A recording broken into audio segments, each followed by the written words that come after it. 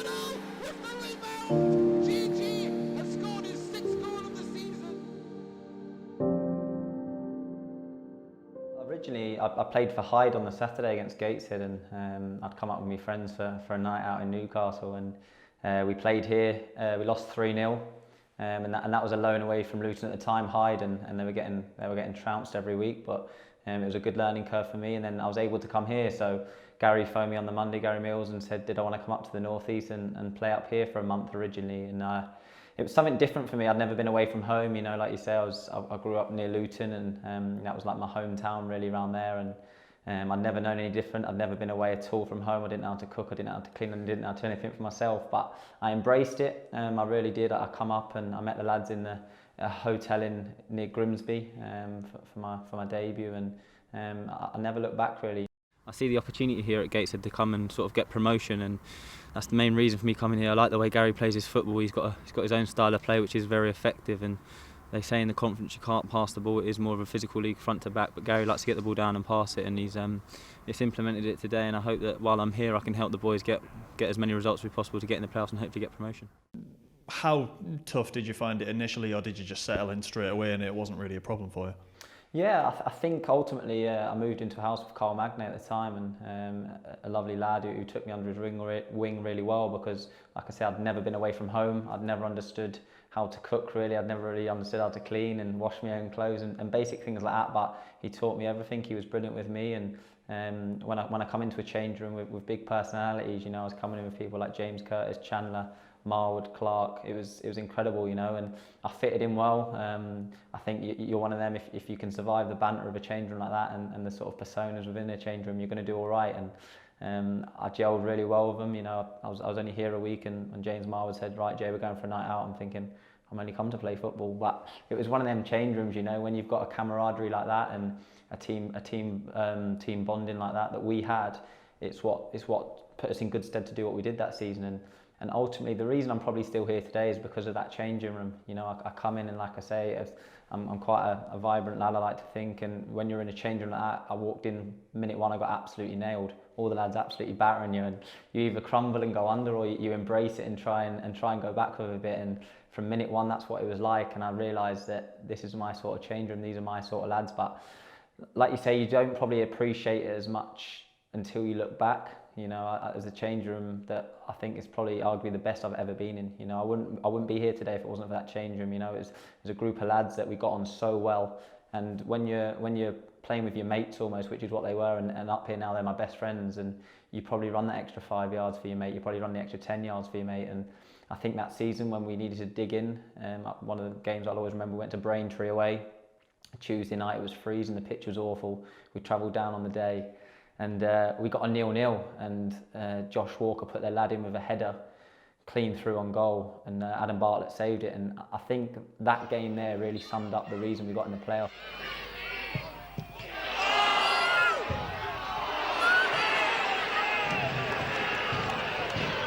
As a group of lads, we thought we could do it, but we went on an incredible run. There's many games that you look back really fondly, and a perfect example for me is when we played Braintree here. They were in the playoffs at the time under Danny Cowley was the manager, and I hadn't trained a week, so on the Monday I got told that my nan had 2 days to live. So Gary Mills said to you, Jay, go home and spend it with your family. So I went home, and on the Wednesday my nan wasn't well, so I went to visit her. I spoke to Gary, and he said, Jay, just come back when you're ready. So anyway, the Friday night he rang me. He said, Jay, do you want to come back and play? And I said, well, yeah, I do want to play. He goes, okay, you're starting tomorrow. Just be here for 1:30. You're starting. I hadn't trained all week. I hadn't kicked the ball all week. I hadn't done anything all week. And we played Braintree here. It was a massive game for the football club. And it was a case of, is it going to be us getting the playoffs or them getting the playoffs? So I played the whole game, and I was absolutely shocking. I was so bad. And I look back, though, incredibly, because the 91st minute, I think it was, Magnay played it to Marwood. Marwood crosses it. I'm at the back post, and I absolutely scuff one in the bottom corner.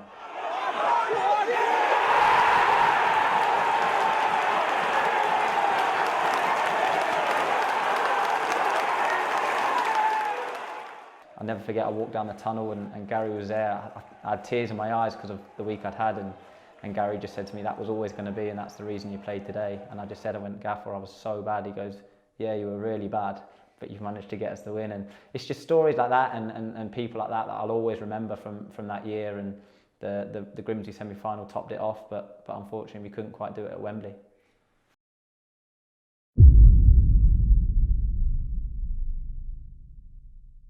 How many times, I suppose, were there when you were sat thinking, like, there's a big chance I could never kick a ball again here? Loads, a lot of times, and there was a lot of times when I felt like giving up because the amount of obstacles you face in returning from something like that.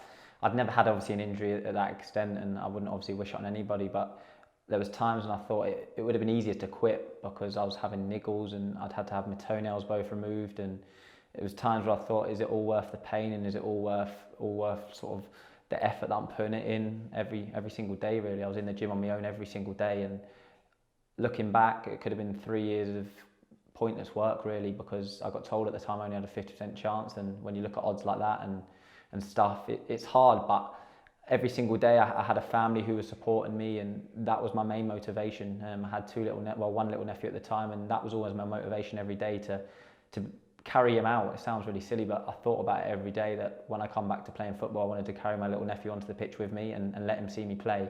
And when I felt like giving up, and I felt like giving up a lot, I really did, I always thought back and thought, well, you can't, your family have supported you all this time and you've got to do it for them. And the lads were brilliant with me at the time, and obviously doing the kit, etc., it helped. But there was times where it was hard as well, because at 5 to 3, when the lads can go out and play football, and I'm in the change room picking up the kit and picking up the training stuff, putting away, and wishing I could be with them, it was hard. And I'd go in the toilet sometimes and I'd sit there and I'd have tears rolling down my face because I thought I might never be able to do this again.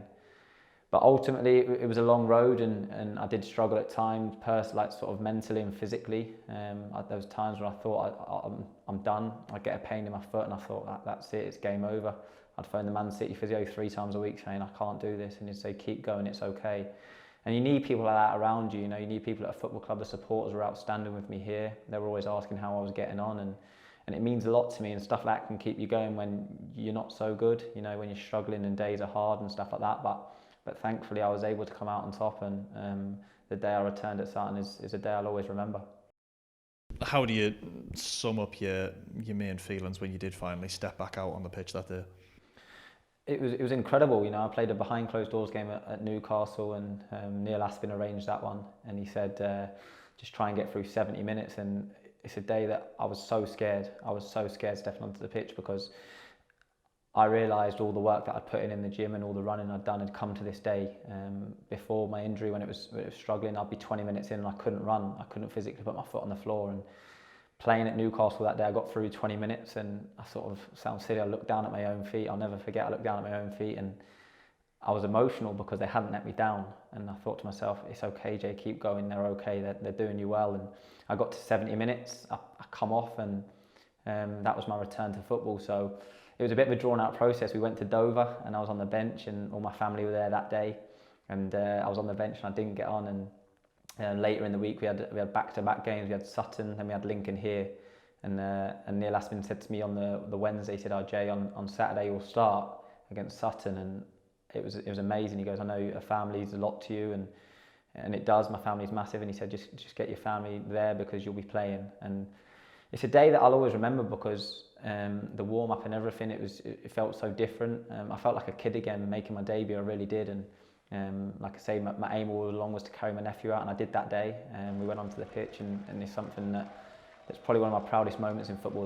But just to be able to play again and play for this football club again was something that I always wanted to do. You know, personally, the biggest probably regret in my career has been the Wembley, and one of my aims always was to try and get back and try and rectify Wembley, because it was a day that I felt we let the club down as such. But it's something that I feel that I'd love to try and put right one day, and that's still always been my dream at this club, is to try and put that right.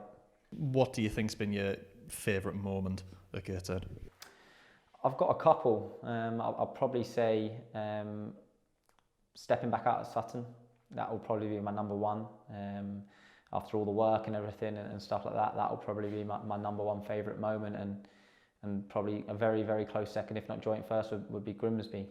It was an incredible day for the football club, for the town, and to see the Gateshead International Stadium packed and playing with my best friends on the football pitch and getting this club to Wembley is something that I think about probably every day, to be honest. You know, I probably relive it every day, and I'm one of them. I love reliving moments, as people know, but I love it. And the thought of the pitch invasion and everything that went with it, and the build up to it against a established football league club in Grimsby when we were probably wasn't favourites to win it, and Marwood scoring 2 tap-ins and me scoring the goal that sent us. But it's what it is, and it's that day was a special day for me and a special day for this football club.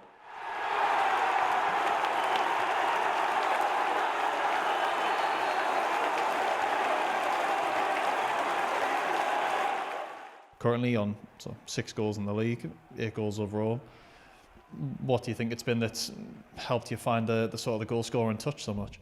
It's been strange, yeah, it really has, because I've never been a goal scorer up until this season ever, really. But it's just, I think it's a desire, you know. I've probably never had it before in terms of scoring goals.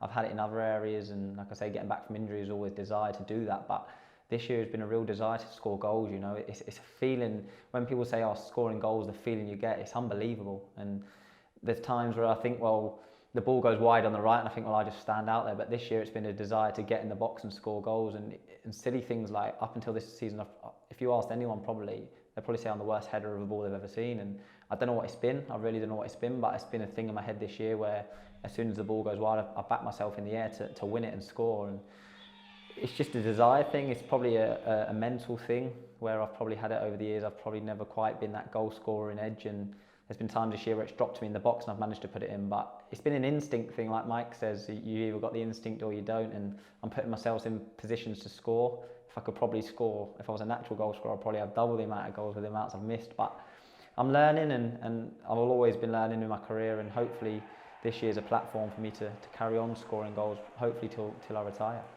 What is it that you think's made you stay here at Gateshead for so long?